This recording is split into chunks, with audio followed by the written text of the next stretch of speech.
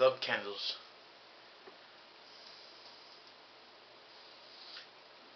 Greetings. My name is Peter S. López, Acapita de Aztlán. I'm transmitting to you from Sacramento, California. It is the Sabbath. I'm calling this video Awakening America.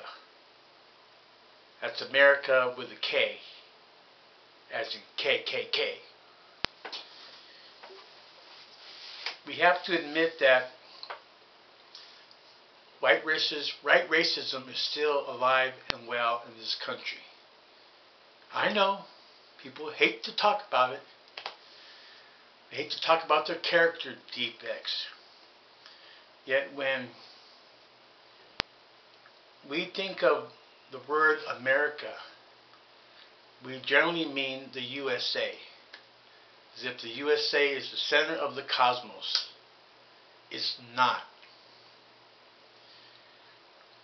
We should be able to think of America and think of North America, Central America, South America, and not be exclusive to the USA.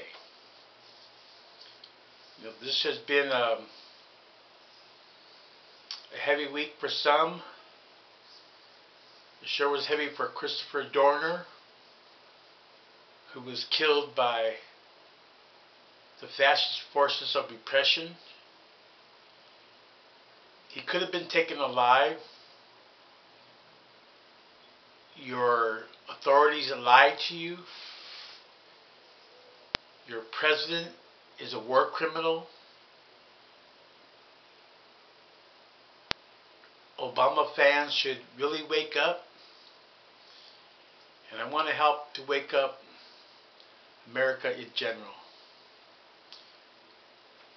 Without casting stones. You know, we all have our issues to work on. As do I. I'm a recovered dope fiend, a recovered drunk, and I'm still working on my spiritual healing. We need to really wake up to what's going on, you know, and to really have a good look at the situation in the nation. Or is it really a nation? We are existing under a global empire, an evil empire. Under empire, there are no sovereign, independent nations. If you're Native American and you are of a nation, let me know where it is, because I got 11 million undocumented immigrants who need a home. So to me, a true nation would have ownership and control over the land and all the institutions thereon. It would have its own army. You know, it would have complete control of its territory. So we need to examine what is a nation. Right now, many Americans with a K, they look at the USA as a free nation, as a democracy. It is not a democracy. Corporate ruling class controls the society, and it controls the world economy. We need to really understand what's going on here. Many people talk about revolution, and they do not even know what a revolution is. A revolution is the violent overthrow of the ruling class. And in traditional terms, it's illegal. It's a felony. It's treason. It's against the law. So we should be really mindful when we use that loaded word, revolution. It's more than just a new Tide soap, you know. Revolution involves the transformation of property relations between the haves and the have-nots. I myself would prefer to see a peaceful revolution, and I understand that it's going to be more than just a revolution that we need. You know, we need a liberation within, not just to get rid of one set of tyrants and have another one. So I advocate spiritual liberation. I don't mean a religious dogma. I mean getting rid of our own darkness, of our own evil, of our own character defects, and looking at the big picture. Many people talk about revolution. They don't even have a vision of what kind of revolution. Is it going to be communist? Is it going to be socialist? You know, is it going to be democracy? What is democracy? I think democracy should be ruled by the majority, but it has an inherent flaw because it doesn't include the minority. So in a way, say in the USA, what is democracy here is tyranny for the minority. So I'm looking at more of egalitarian intercommunalism.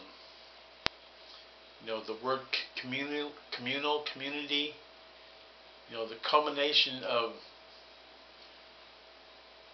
political power should be the ownership and control of the land and the institutions thereon. You know, we cannot free only one society because we're not each in a separate world. We're in the same world. We have a global economy. We need to look at not just one community, but all the communities in the world working together. You know, what Huey P. Newton talked about in terms of intercommunalism. I'm just throwing this out there so you have some ideas about where my head's at. Not that it matters, but just, you know, I believe that sharing is caring.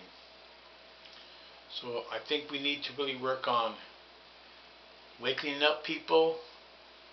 You know, for those who are on the internet, you need to develop your own channel.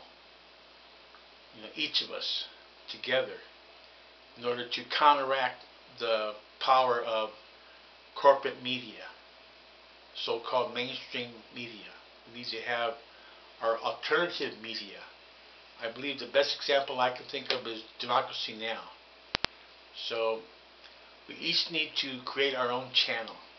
That means having a Twitter account, Google Plus account, Facebook, God forbid, it's still around, and other platforms from which we can share our ideas and our ideals and communicate to each other.